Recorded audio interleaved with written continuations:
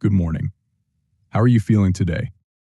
Good morning, doctor. I'm really not feeling well lately. For the past week, I've been experiencing severe headaches that just won't go away. They seem to be getting worse, and I'm starting to worry.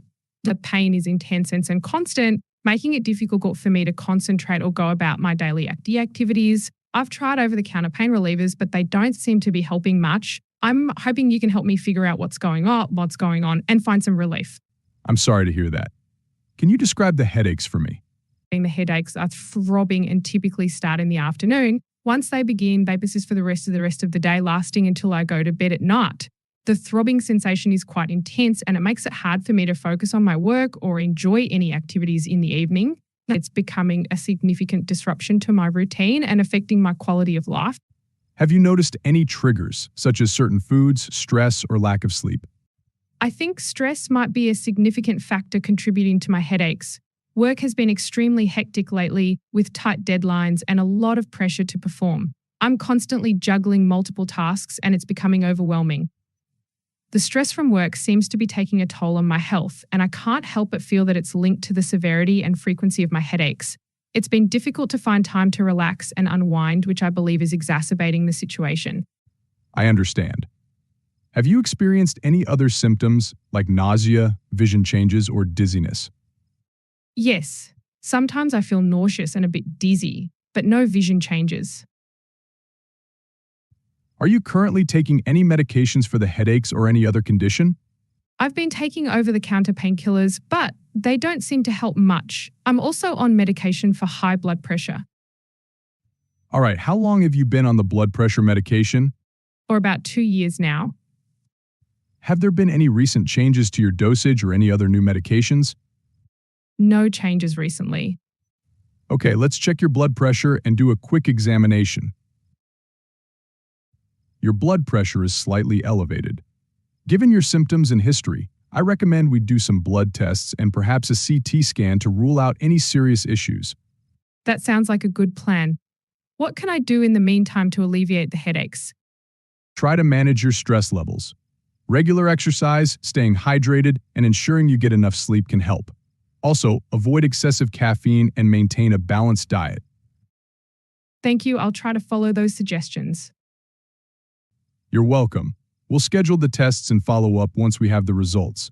Please don't hesitate to reach out if your symptoms worsen.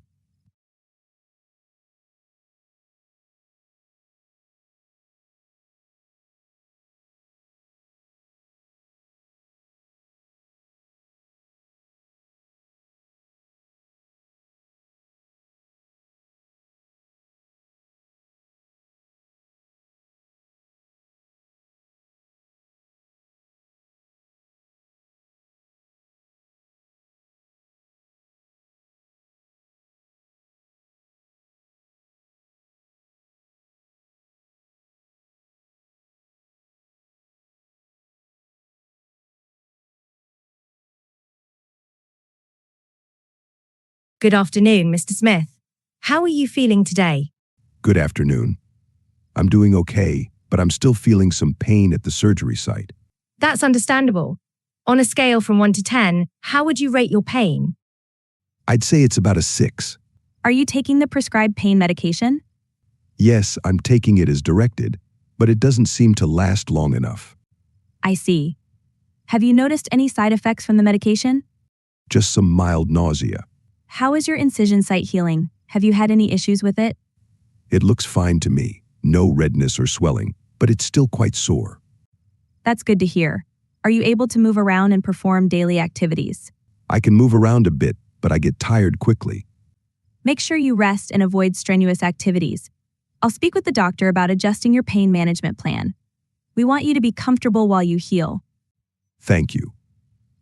That would be helpful. You're welcome. We'll also schedule a follow-up appointment to check on your progress. All right, thank you.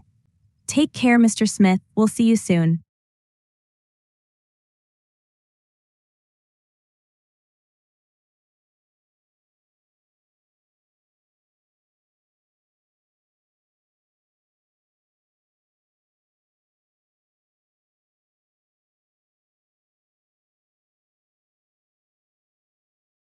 Our new diabetes management program, Healthy Living, focuses on educating patients about managing their condition through diet and lifestyle changes. The program includes individual counseling, group workshops, and cooking classes that teach patients how to prepare healthy meals. We've seen great results in pilot groups, with participants showing improved blood sugar control and better overall health. We'll be rolling out this program hospital-wide next month, so your participation in promoting and supporting it will be essential.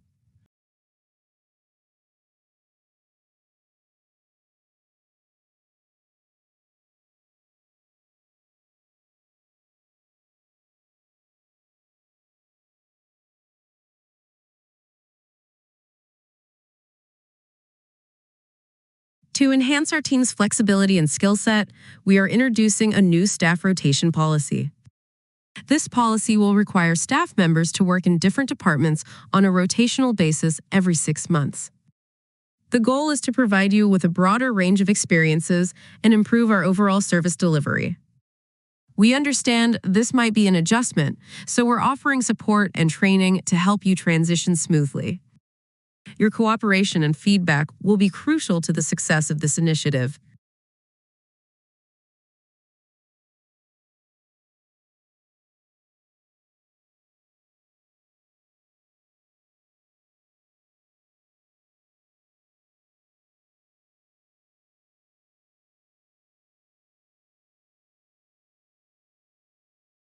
When discharging a patient, it's vital to review the discharge summary with them and ensure they understand their medication instructions and follow-up appointments. Double-check that all necessary paperwork is completed and that they have a copy of their discharge instructions. If the patient has any questions or concerns, address them before they leave. Lastly, make sure to update their status in the electronic health record system to indicate that they have been discharged.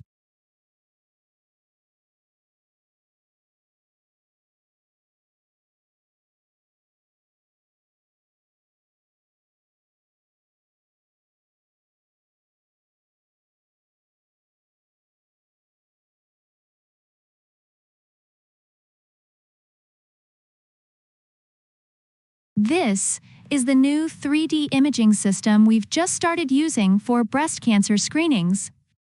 It provides clearer images and helps us detect abnormalities at an earlier stage. Before beginning the procedure, ensure the patient understands what to expect and is comfortable. Always follow the positioning guidelines carefully to get the best images.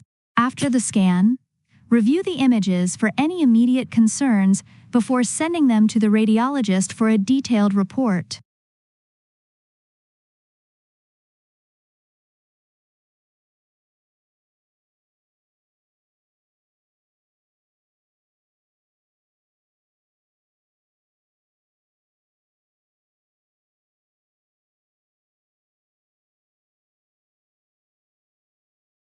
Our department has been selected to participate in a new research study on the effects of a plant-based diet on heart disease.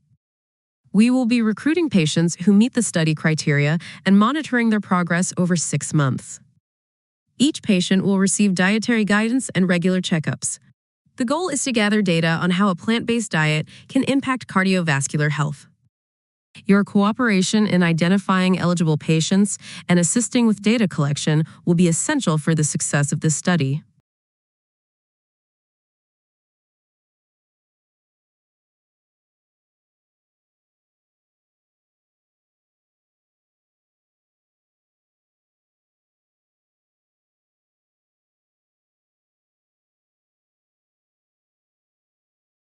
Starting next month, we'll be transitioning to a new electronic health record system.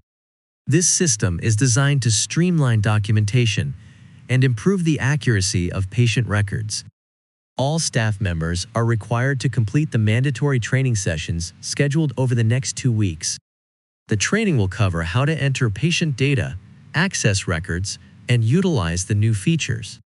Please make sure to attend one of these sessions to ensure a smooth transition.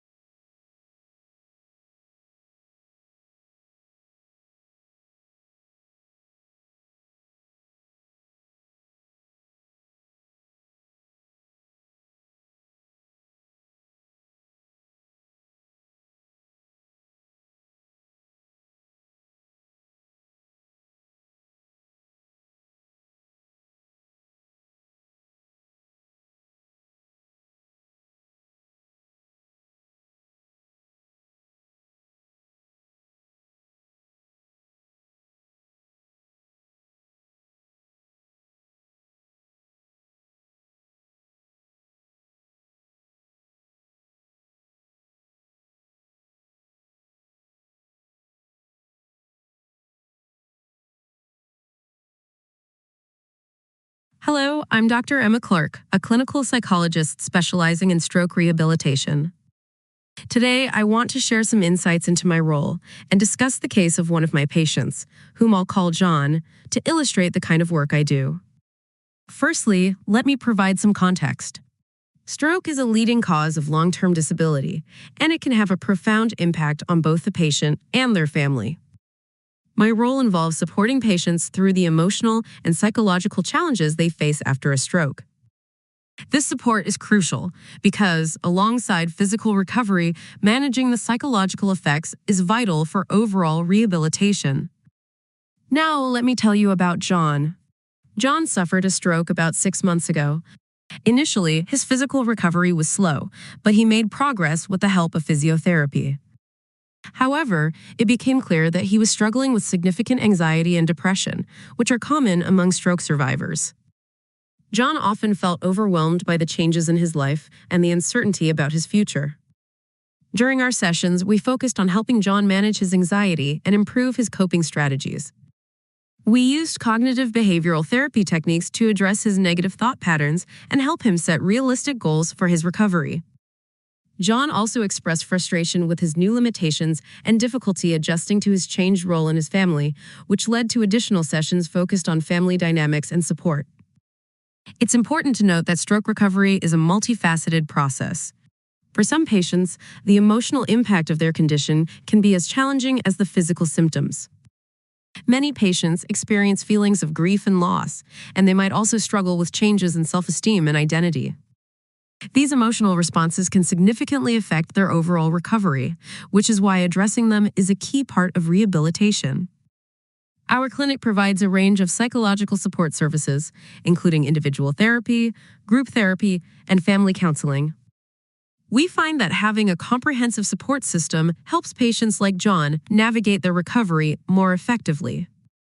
The goal is to help them regain confidence, improve their quality of life, and support their integration back into daily activities.